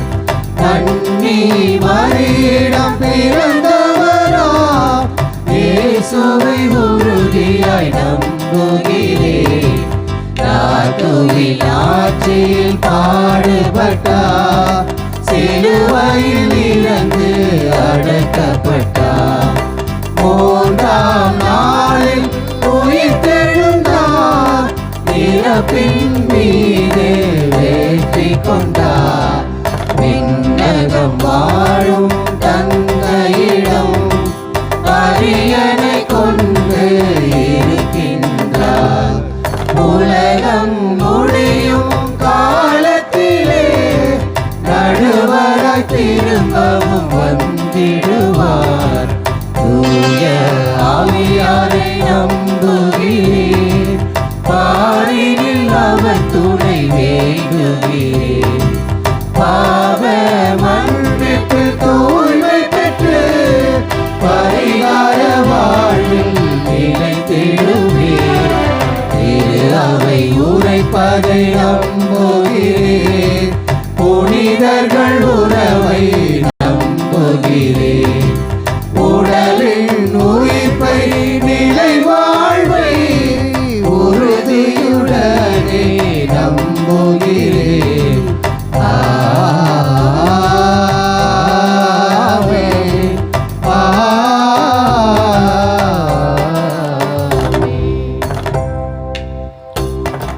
நம்முடைய தேவைகளுக்காக ஆண்டவரிடத்தில் நம்பிக்கையோடு நாம் ஜெபிப்போம்.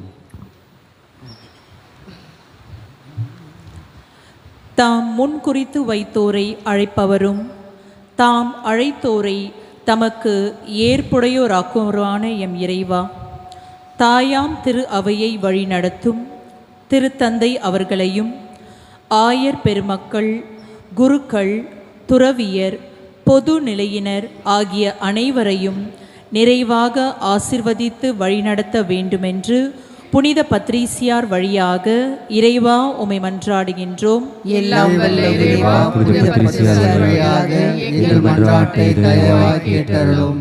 சாலமோன் அரசனுக்கு நீர் அருளியது போலவே உலகாளும் தலைவர்களுக்கும் எம் நாட்டையும் தமிழ்நாட்டையும் ஆட்சி செய்கின்றவர்களும் மக்களுக்கு நீதி வழங்கவும் நன்மை தீமை பகுத்தறியவும் தேவையான ஞானம் நிறைந்த உள்ளத்தை தந்தருள வேண்டுமென்று புனித பத்ரீசியார் வழியாக இறைவா உம்மை மன்றாடுகின்றோம். எல்லாம் வல்ல இறைவா, புனித பத்ரீசியார் வழியாக எங்கள் மன்றாட்டை தயவாய் கேட்டருளும். தம்மால் தேர்ந்து கொள்ளப்பட்டவர்கள் தம் மகனின் சாயலுக்கேற்றவாறு இருக்க வேண்டுமென கடவுள் முன் குறித்துள்ள மறைப்பணியாளர்கள் மற்றும் துறவியர் அனைவரும் தம் அழைத்தலுக்கு ஏற்ற வாழ்வை மேற்கொள்ளவும், மேலும் பல இளைஞர் இளம்பெண்கள் இறை அழைத்தலுக்கு செவிமடுத்து பணி வாழ்வில் சிறக்க வேண்டுமென்று புனித பத்ரிசியார் வழியாக இறைவா உம்மை மன்றாடுகின்றோம். எல்லாம் வல்ல இறைவா, புனித பத்ரிசியார் வழியாக எங்கள் மன்றாட்டை தயவாய் கேட்டருளும். நாங்கள் அனைவரும் எத்தகைய இடர்கள் நிறைந்த சூழலிலும் இருந்தாலும், இடுக்கண் நிறைந்த வாழ்வை மேற்கொண்டாலும், கடவுளிடம் அன்பு கூர்பவரோடும் அவர்கள் நன்மைக்காகவே ஆவியார் அனைத்திலும் ஒத்துழைக்கிறார் என்கிற உண்மையை உணர்ந்தவர்களாக நம்பிக்கையுடனும் துணிவுடனும் செயல்பட வேண்டுமென்று புனித பத்ரிசியார் வழியாக இறைவா உம்மை மன்றாடுகின்றோம். எல்லாம் வல்ல இறைவா, புனித பத்ரிசியார் வழியாக எங்கள் மன்றாட்டை தயவாய் கேட்டருளும்.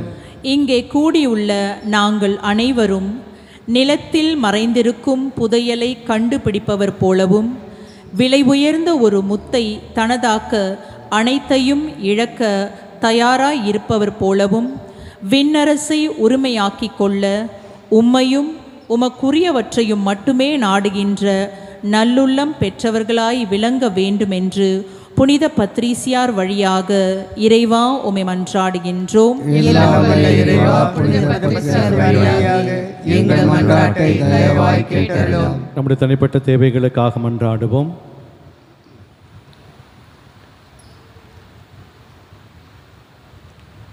அன்பை உருவான இறைவா, நம்பிக்கையோடு நாங்கள் எங்கள் தேவைகளை உங்கள் முன்பாக வைத்திருக்கிறோம். ஆண்டவர், நாங்கள் இழக்க தயாராக இருக்கிறோம்.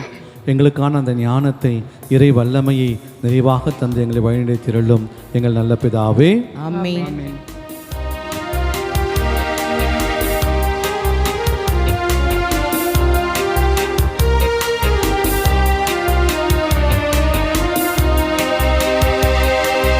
காணிக்கை தந்தோம் கர்த்தாவே, ஏற்றுக்கொள் எம்மையே இப்போதே. கண்கொண்டு பாரும் கடவுளின் மகனே, காணிக்கையார் தந்தார் நீதானே. காணிக்கை தந்தோம் கர்த்தாவே, ஏற்றுக்கொள் எம்மையே இப்போதே.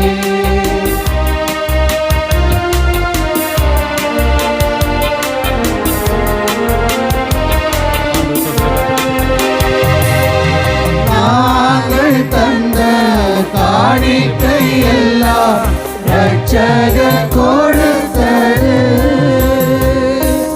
மேகம் சிந்தும் நீர்த்துளி எல்லாம் பூமி கொடுத்தது.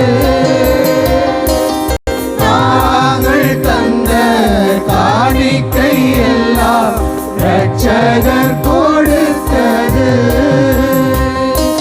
மேகம் சிந்தும் நீர்த்துளி எல்லாம் பூமி கொடுத்தது. காலங்கள் மாறும், கோலங்கள் மாறும். காலங்கள் மாறும், கோலங்கள் மாறும். ஆதாயம் மாறும் கடவுளின் மகனே, ஆனாலும் உன் அன்பு மாறாது. காணிக்கை தந்தோம் கர்த்தாவே, ஏற்றுக்கொள் எம்மையே இப்போதே. ஆலயத்தின் வாசல் வந்தால் அழுகை வருகுதே. ஆன மட்டும் அழுது விட்டால் அமைதி பெருகுதே. ஆலயத்தின் வாசல் வந்தால் அழுகை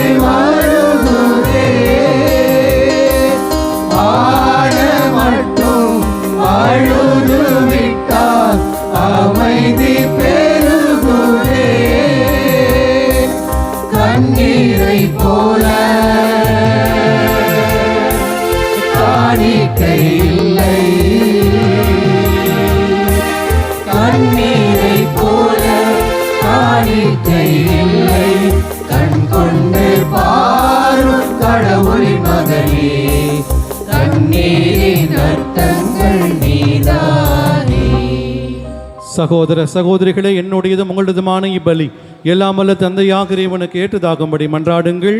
ஆண்டவர் தமது பெயர் புகழ்ச்சிக்காகவும் ஆட்சிக்காகவும் நம் நன்மைக்காகவும் புனித திரு அவை அனைத்து நலனுக்காகவும் உமது கையிற்ற பலியை ஏற்றுக்கொள்வாராக. ஆண்டவரே, நீதாமை வாரி வழங்கிய கொடைகளிலிருந்து நாங்கள் கொண்டு வரும் இக்காணிக்கைகளை ஏற்றருளும். அதனால் உமது அருளின் ஆற்றலால் செயல்படும் இப்புனிதமிக்க மறை நிகழ்வுகள் இவ்வுலகில் எங்கள் வாழ்வை புனிதப்படுத்த நிலையான பேரின்பத்துக்கு இட்டுச் செல்வனவாக எங்கள் ஆண்டவராகிய கிறிஸ்து வழியாக உம்மை மன்றாடுகின்றோ.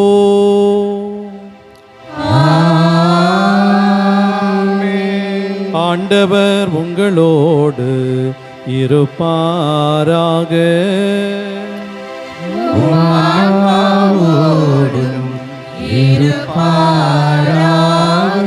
இதயங்களை மேலே எழுப்புங்கள்.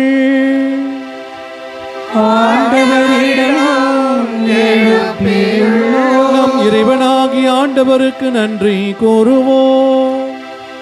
அது தகுதியும் நீதியுமானது.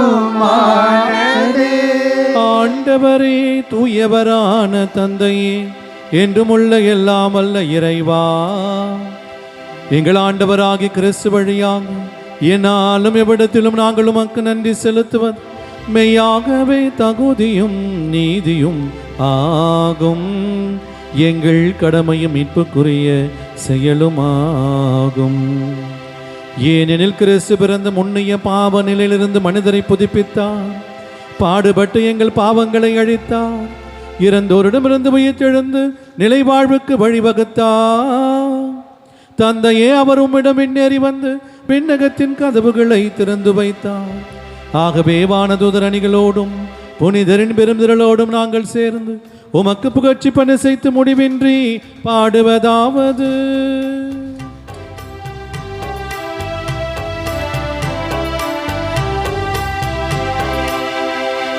தூயவர் தூயவர் தூயவர் வான்படைகளின் கடவுளம் ஆண்டவர். விண்ணகமும் மண்ணகமும் உமது மாட்சியால் நிறைந்துள்ளன. உன்னதங்களிலே ஓசன்னா, உன்னதங்களிலே ஓசன்னா. ஆண்டவர் பெயரால் வருகிறவர் ஆசி பெற்றவர். உன்னதங்களிலே ஓசன்னா, உன்னதங்களிலே ஓசன்னா. ஆண்டவரே, நீர் மெய்யாகவே தூயவர், தூய்மை அனைத்துக்கும் ஊற்று. ஆகவே உம்முடைய ஆவியை பொழுந்தி காணிக்கைகளை தூய்மைப்படுத்த உம்மை வேண்டுகின்றோம். இவ்வாறு எங்கள் ஆண்டவர் இயேசு கிறிஸ்துவின் திருவுடலும் இரத்தமுமாக எங்களுக்கு இவை மாறுவனவாக. அவர் பாடுபட உளம் கனிந்து தம்மை கையளித்த போது அப்பத்தை எடுத்து நன்றி செலுத்தி அதை பிட்டு தம் சீடர்களுக்கு அளித்து இயேசு கூறியதாவது: அனைவரும் இதிலிருந்து பெற்று உண்ணுங்கள், ஏனெனில் இது உங்களுக்காக கையளிக்கப்படும் என் உடல். ஆராதிக்கின்றோம், நாங்கள் ஆராதிக்கின்றோம் இயேசுவின் உடலை ஆராதிக்கின்றோம். ஆராதிக்கின்றோம், நாங்கள் ஆராதிக்கின்றோம் இயேசுவின் உடலை ஆராதிக்கின்றோம்.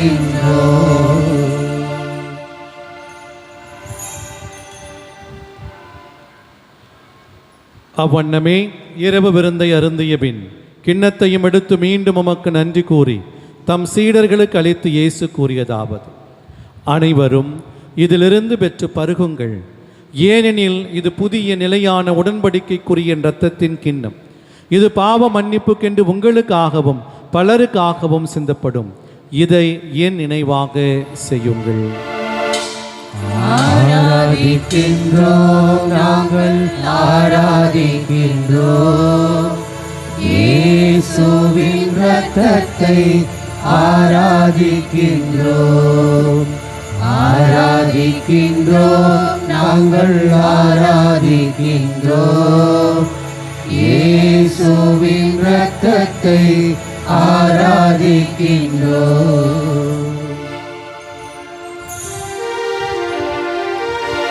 நம்பிக்கையின் மறைபொருள் ஆண்டவரே நீர் வருமளவும் உமது இறப்பினை அறிக்கையிடுகின்றோம் உமது உயிர்ப்பினையும் எடுத்துரைக்கின்றோம். ஆகவே ஆண்டவரே, நாங்கள் கிறிஸ்துவின் இறப்பினையும் உயிர்ப்பினையும் நினைவு கூர்ந்து வாழ்வதரும் அப்பத்தையும் மீட்பளிக்கும் கிண்ணத்தையும் உமக்கு ஒப்புக் கொடுக்கின்றோம். உம் திருமுனின்று மக்கு ஊழியம் புரிய தகுந்தவர்களை எங்களை ஏற்றுக்கொண்டீர். எனவே உமக்கு நன்றி செலுத்துகின்றோம். மேலும் கிறிஸ்துவின் உடலிலும் இரத்தத்திலும் பங்கு கொள்ளும் எங்களை தூய ஆவியார் ஒன்று சேர்க்க வேண்டும் என உம்மை தாழ்மையுடன் மன்றாடுகின்றோம். ஆண்டவரே, உலகெங்கும் பரவிருக்கும் ஒரு திரு அவையை நினைவு கூர்ந்திருளும். எங்கள் திருத்தந்தை லியோ, எங்கள் ஆயர் நீதிநாதன், எல்லா திருநிலையினராகிய அனைவரோடும் உமது திரு அவை அன்பில் நிறைவு பெறச் செய்திருளும். மேலும் உயிர்த்தெழும் எதிர்நோக்குடன் துயில் கொள்ளும் எங்கள் சகோதர சகோதரிகளையும் இறந்தோர் அனைவரையும் இரக்கத்துடன் நினைவு கூர்ந்து உமது திருமுக ஒளியினுள் ஏற்றருளும். எங்கள் அனைவர் மீதும் இரக்கமாயிரும்.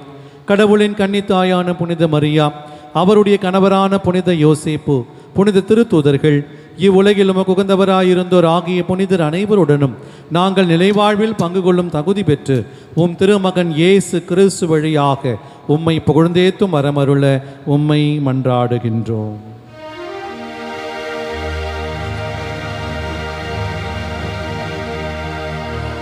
இவர் வழியாக இவரோடு இவரில் எல்லாம் வல்ல இறைவனாகிய தந்தையே, தூய ஆவியாரின் ஒன்றிப்பில் எல்லா புகழும் மாட்சியும் என்றென்றும் உமக்கு உரியதே.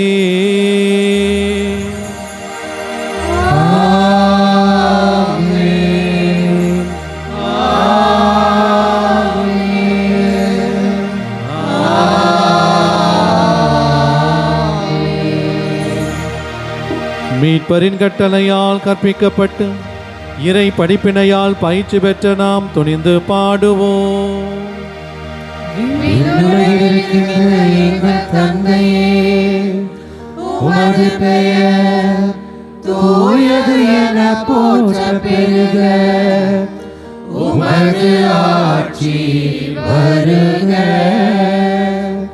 உமது திருவுளம் விண்ணுலகில் நிறைவேறுவது போல மண்ணுலகிலும் நிறைவேறுக. எங்கள் அன்றாட உணவை இன்று எங்களுக்கு தாரும்.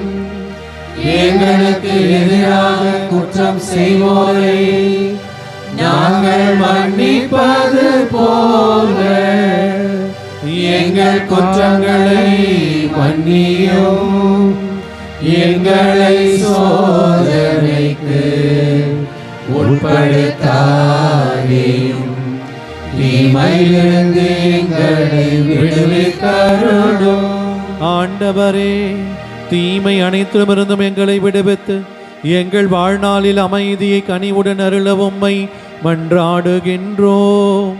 உமது இரக்கத்தின் உதவியால் நாங்கள் பாவத்திலிருந்து எப்பொழுதும் விடுதலை பெற்று யாதொரு கலக்கமுமின்றி நலமாயிருப்போமாக.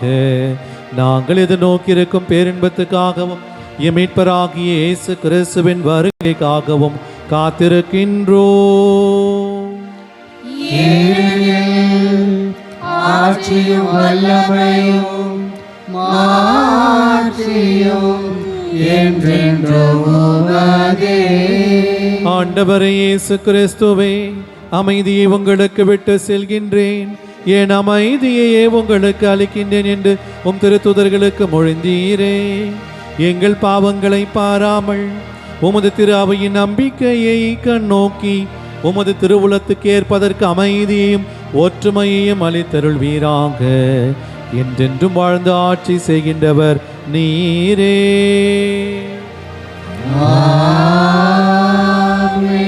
ஆண்டவருடைய அமைதி உங்கள் அனைவரோடும் இருப்பதாக.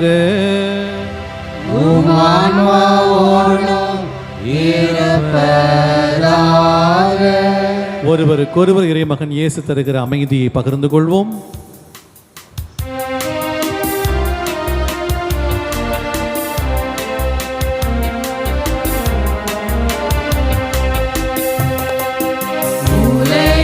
பாவம் போக்கும் இறைவனின் செம்மறியே, என் மேல் இரக்கம் வையும். உலகின் பாவம் போக்கும் இறைவனின் செம்மறியே, என் மேல் இரக்கம் வையும். உலகின் பாவம் போக்கும் இறைவனின் செம்மறியே, எமக்கு அமைதி அருளும், எமக்கு அமைதி அருளும்.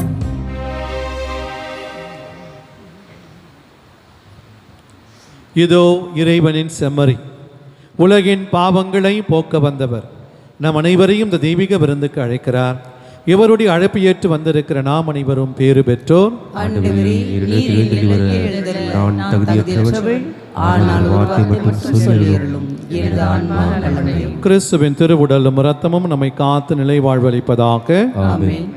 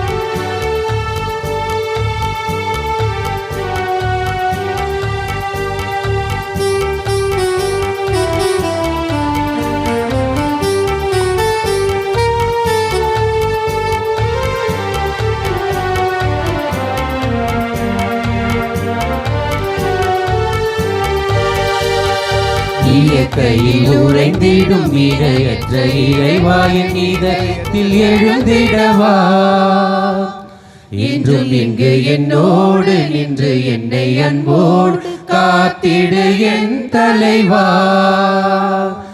இயற்கையில் உறைந்திடும் இடையற்ற இறைவாயின் இதயத்தில் எழுந்திடவா, என்றும் இங்கு என்னோடு இன்று என்னை அன்போடு காத்திடு என் தலைவா.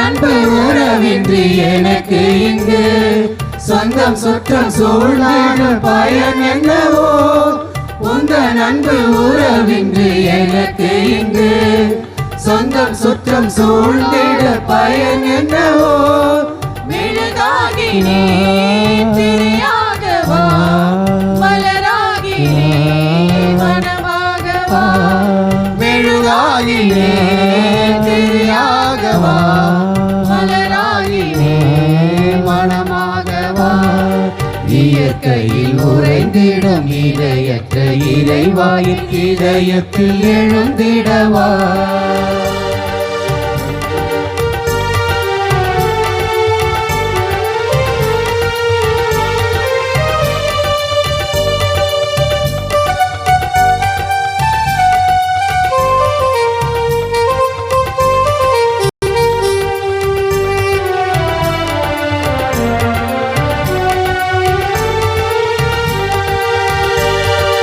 உருவில்லா இறைவன் உன் உதவியின்றி உலகத்தில் எதுவும் நடந்திடுவோ உருவில்லா இறைவன் உன் உதவியின்றி உலகத்தில் எதுவும் நடந்திடுவோ குயிலாகினேன் குரலாகவா மயிலாகினேன் நடமாடவா குயிலாகினேன் குரலாகவா மயிலாகினே நடமாடவா இயற்கையில் உறைந்திடும் இதயத்த இறைவாயின் இதயத்தில் எழுந்திடவா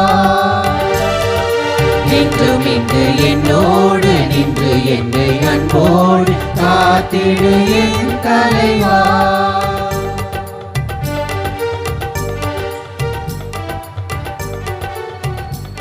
நற்கருணைக்கு பின் ஜெபம்.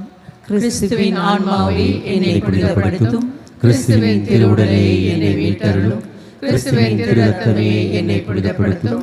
கிறிஸ்துவின் விழாவின் வழிநடத்திலே என்னை கழுவியருளும். கிறிஸ்துவின் திருப்பாடுகளை என்னை திடப்படுத்துங்கள். ஓ நல்ல இயேசுவே, எனக்கு செவிசாய்த்தருளும். உமது திருக்காயங்களுக்குள்ளே என்னை மறைத்தருளும். உம்மை விட்டு என்னை பிரிவிடாதேயும். தீய எதிரிடமிருந்து என்னை காத்தருளும். என் மரண நேரத்தில் நீர் என்னை அழைத்து உம்முடைய புனிதர்களோடு எக்காலமும் புகழ எனக்கு வரமருளும். ஆமென்.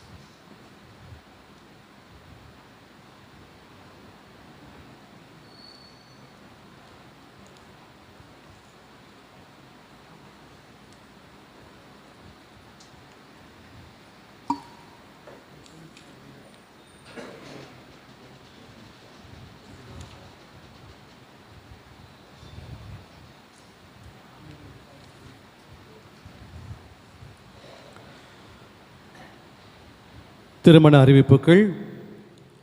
நமது மறை மாவட்டம் நமது பங்கு 18A மாட்சிமை சாட்சிய குடும்பத்தில் வசிக்கும் தந்தை திருவாளர் எஸ் பவுல்ராஜ், தாய் திருமதி இருதய மேரி, இவர்களுடைய மகன் இம்மானுவேல் என்பவருக்கும் சென்னை மயிலை உயர் மறை மாவட்டம் புனித அந்தோனியார் ஆலயம் மதுரவாயில் பங்கில் வசிக்கும் தந்தை ஸ்டாலின், தாய் ஷகிலா, இவருடைய மகள் பவித்ராவுக்கும் திருமணம் நடைபெற இருப்பதால் இது முதலாவது ஓலை.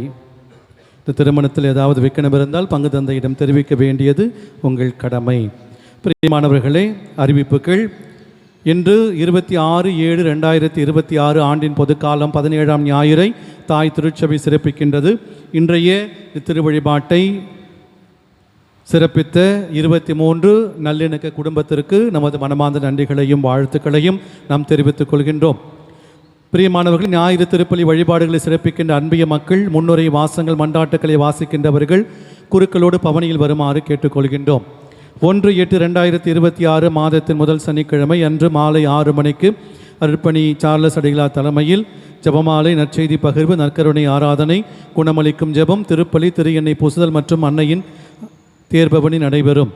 1/8/2026 மாதத்தின் முதல் சனிக்கிழமை உபகார அன்னை ஆலயத்தில் மாலை 6 மணிக்கு ஜெபமாலை, நற்கருணை ஆராதனை, திருப்பலி மற்றும் அன்னை மரியாவின் தேர்பவனி நடைபெறும். 2/8/2026 ஞாயிற்றுக்கிழமை மாலை 5 மணிக்கு கல்லறை தோட்டத்தில் மரித்த ஆன்மாக்களுக்கான திருப்பலி நடைபெறும். ஆகஸ்ட் 15ஆம் தேதி நமது பங்கில் தமிழ் வழி மறைக்கல்வி பிள்ளைகளுக்கான முதல் திருவிருந்து வழங்கப்பட உள்ளது. ஆகவே விண்ணப்ப படிவத்துடன் பங்கு குடும்ப அட்டை நகல், பிள்ளைகளின் திருமுழுக்கு சான்றிதழ் இணைக்க வேண்டும். பூர்த்தி செய்யப்பட்ட விண்ணப்ப படிவங்களை 31/7/2026 வெள்ளிக்கிழமை மாலைக்குள் பங்கு அலுவலகத்தில் சமர்ப்பிக்க வேண்டும். ஒரு குழந்தைக்கான கட்டணம் ரூபாய் 1500. குழந்தைகளுக்கு தினமும் மாலை 5 மணி முதல் 6 மணி வரை வகுப்புகள் நடைபெற்று வருகின்றது. ஆகவே அன்பிய பொறுப்பாளர்கள் அன்பிய கூட்டங்களை நடத்துமாறு அன்போடு கேட்டுக்கொள்கின்றேன்.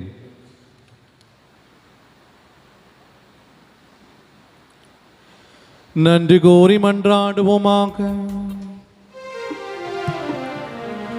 ஆண்டவரே, உம் திருமகனுடைய பாடுகளின் நிலையான நினைவாகிய திருவுணவை உட்கொண்ட நாங்கள் உம்மை வேண்டுகின்றோம். இவ்வாறு சொல்லற்கரை அன்பினால் அவரே உங்களுக்கு அளித்துள்ள இக்கொடை எங்கள் மீட்புக்கு பயன்பட அருள்வீராக. என்றென்றும் வாழ்ந்து ஆட்சி செய்கின்றவர் வழியாக உம்மை மன்றாடுகின்றோம்.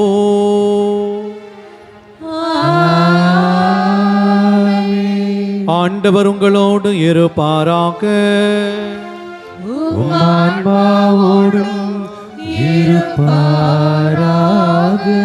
எல்லாம் வல்ல இறைவன் தந்தை, மகன், தூயாவியா உங்களையும் உங்கள் குடும்பங்களையும் நிறைவாக ஆசீர்வதிப்பாராக.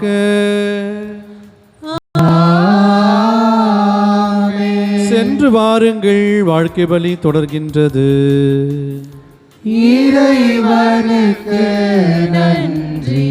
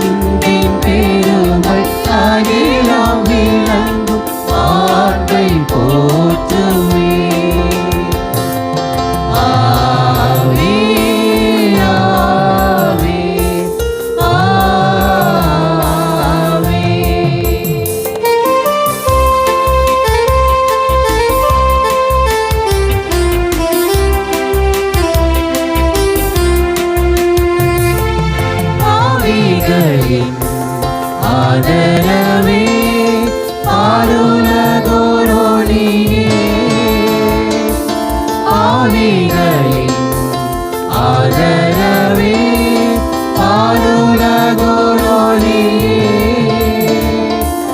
அன்பின் தாயினியே என் குரல் கேளம்மா, அன்பின் தாயினியே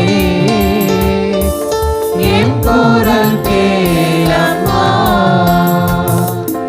ஆவி கீதம் பாடி உன் புகழை பாடுவேன், அன்பின் பெருமை அகிலம் விளங்கு ஆண்டை போற்றுவேன்.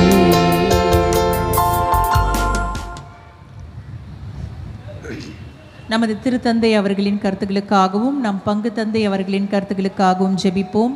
விண்ணுலகில் இருக்கிற எங்கள் தந்தையே, உமது பெயர் தூயது என போற்ற பெறுக. உமது ஆட்சி வருக. உமது திருவுளம் விண்ணுலகில் நிறைவேறுவது போல மண்ணுலகிலும் நிறைவேறுக. எங்கள் அன்றாட உணவை இன்று எங்களுக்கு தாரும். எங்களுக்கு எதிராக குற்றம் செய்வோரை நாங்கள் மன்னிப்பது போல எங்கள் குற்றங்களை மன்னியும். எங்களை சோதனைக்கு உட்படுத்தாதேயும், தீமையிலிருந்து அருளும். ஆமென். அருள் நிறைந்த மரியே வாழ்க, ஆண்டவர் உம்முடனே, பெண்களுக்குள் ஆசி பெற்றவள் நீரே. உம்முடைய திருவயிற்றின் கனியாகிய இயேசுவும் ஆசி பெற்றவரே. புனித மரியே, இறைவனின் தாயே, பாவிகளாய் இருக்கிற எங்களுக்காக இப்பொழுதும் எங்கள் இறப்பின் வேளையிலும் வேண்டிக் ஆமென். தந்தைக்கும் மகனுக்கும் தூய ஆவியாருக்கும் ஆட்சி உண்டாகுக. தொடக்கத்தில் இருந்தது போல இப்பொழுதும் எப்பொழுதும் என்றும் இருப்பதாக. ஆமென். இறைவனின் தாயான அன்னை மரியாளே, எங்களுக்காக வேண்டிக் கொள்ளும். புனித சூசையப்பரே, எங்களுக்காக வேண்டிக் கொள்ளும். புனித அந்தோணியாரே, எங்களுக்காக வேண்டிக் கொள்ளும். புனித தோமையாரே, எங்களுக்காக வேண்டிக் கொள்ளும். புனித பத்ரீசியாரே, எங்களுக்காக வேண்டிக் கொள்ளும். அனைத்து புனிதர் புனிதர்களே, எங்களுக்காக வேண்டிக் கொள்ளுங்கள். நித்திய ஸ்துதிக்குரிய பரிசுத்த பரமதிவ்ய நற்கருணைக்கு சதா காலமும் ஆராதனையும் ஸ்துதி ஸ்தோத்திரமும் நமஸ்காரமும் உண்டாக கடவுளே. அச்சிஷ்ட சிலுவை அடையாளத்தினாலே சத்துருக்கிடமிருந்து எங்களை ரட்சித்தருளும். எங்கள் சர்வேஸ்வரா, தந்தை மகன் தூய ஆவியின் பெயராலே ஆமென்.